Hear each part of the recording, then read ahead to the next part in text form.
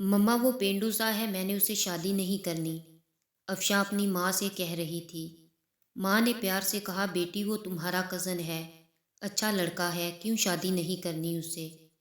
अफशा ने कहा, मम्मा वो पेंडू सा है, न उसे कपड़े पहनने की तमीज़ न उसे बात करने की तमीज़ है, मैं उसके साथ शादी नहीं करूँगी।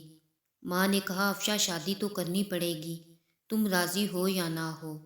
अफशा ने अपने कज़न सारिम को कॉल की, कहा, सारिम मैं तुमसे शादी नहीं करना चाहती, तुम शादी से इनकार कर दो। सारिम ने कहा, मैं माँ बाप की मर्ज़ी के खिलाफ नहीं जा सकता। अफशा ने कहा, मैं तुम्हारे साथ ज़िंदगी भर नहीं रह सकती। सारिम ने कहा, तुम खुद इनकार कर दो, मैं तो कुछ ना कहने वाला।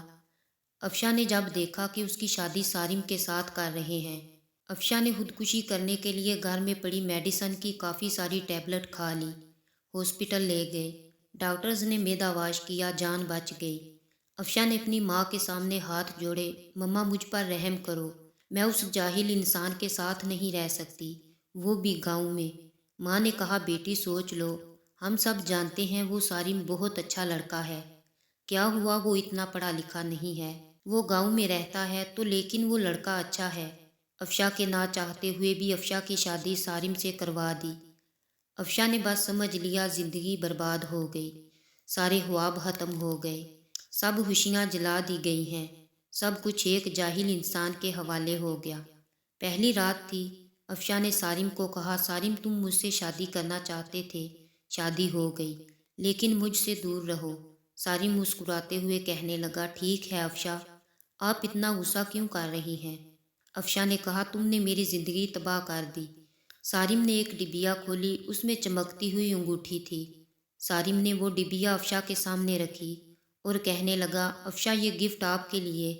अफशा ने अंगूठी उठाकर साइड पर रख दी और करवट बदल कर लेट गई, रोने लगी। सारिम नवाफल अदा करने लगा, फिर अफशा के पास लेट गया। यूं जिंदगी का सफ़र शुरू हुआ। अफशा का दम घुटने लगा सारिम के साथ।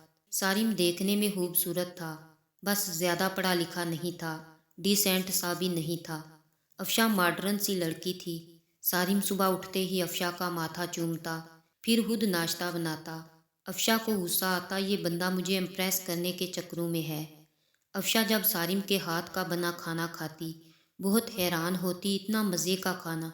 सारिम रात को थका हारा आता, अफशा बस खामोश सी अपनी दुनिया में गुम सी रहती, उसको कोई परवाह नहीं थी सारिम की। सारिम भी अफशा को कुछ ना कहता था, घर आकर खाना बनाता, अफशा को खाना देता।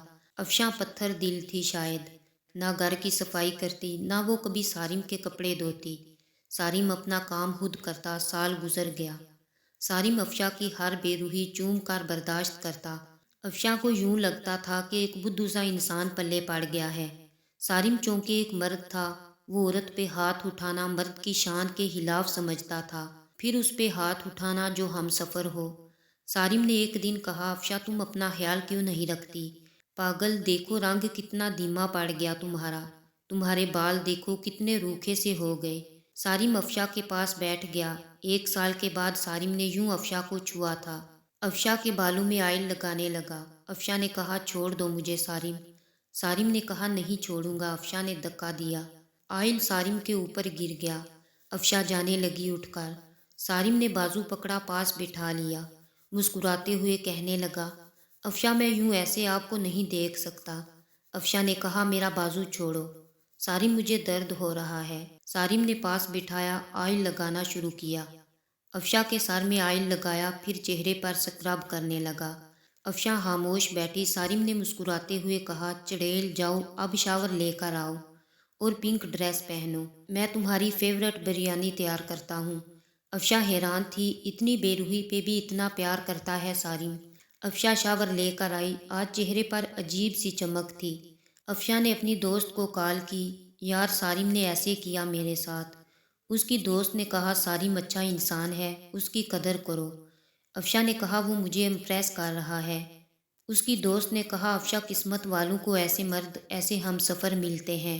इतने में सारिम ने आवाज़ लगाई, जाने पन्ना खाना तैयार है, आ जाओ। अफशा मुस्कुराने लगी। आज बिरयानी की मज़े की खुशबू आ रही थी।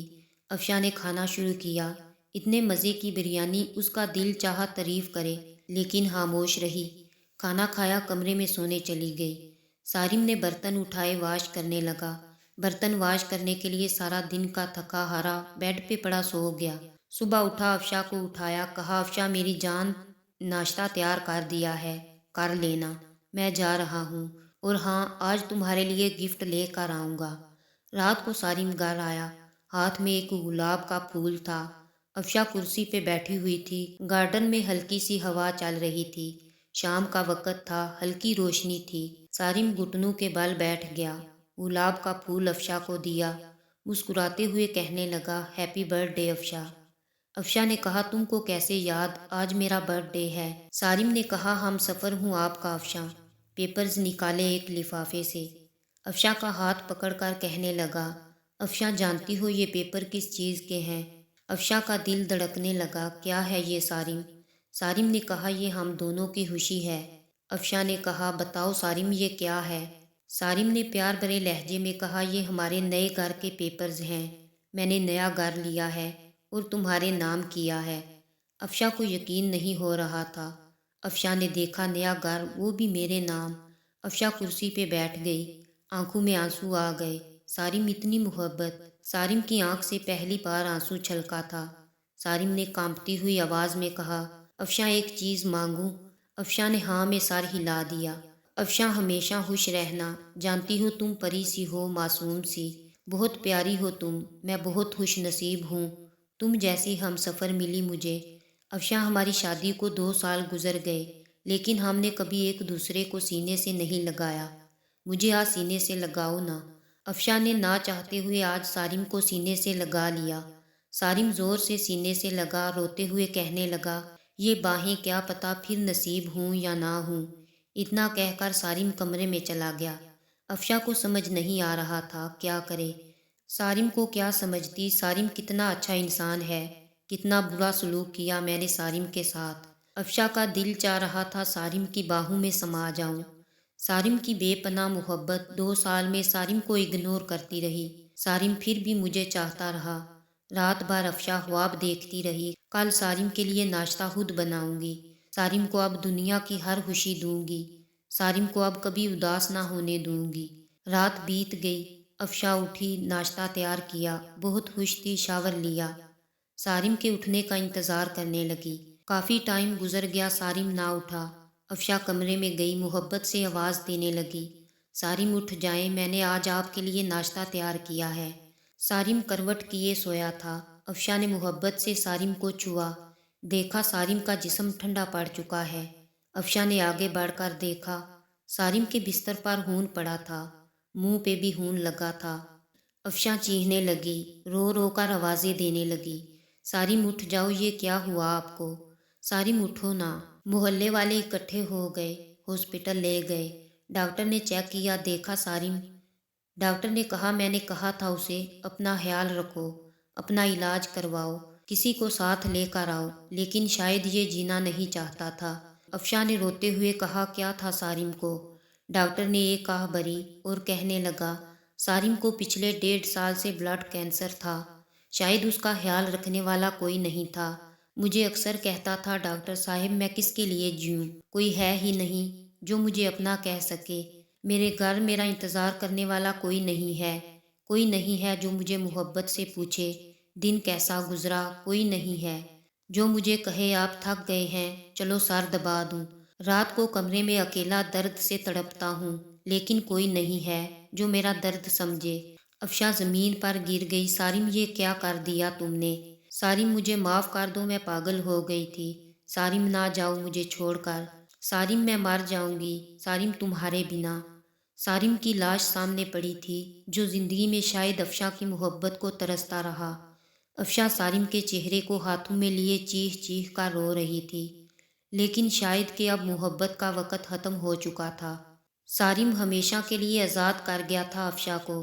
فارس تو بس اتنا کہتا ہے کسی کے جذبات سے مت کھیلو، کسی کو اتنا نہ ستاؤ کہ وہ مر جائے، اپنے ہم سفر کو سینے سے لگا کر ایک دوسرے کو گالی دینے کی بجائے ایک دوسرے کو چوم لو، انا میں محبت کے لمحوں کو نہ جلا دینا، چھوٹی سی زندگی ہے، نہ جانے کب بچھڑ جائیں، کب موت آ گھیرے، محبت بانٹتے رہو، کسی کے مرنے کے بعد پچھتاوے سے اچھا ہے کسی کو زندگی میں ہی سینے سے لگا لو۔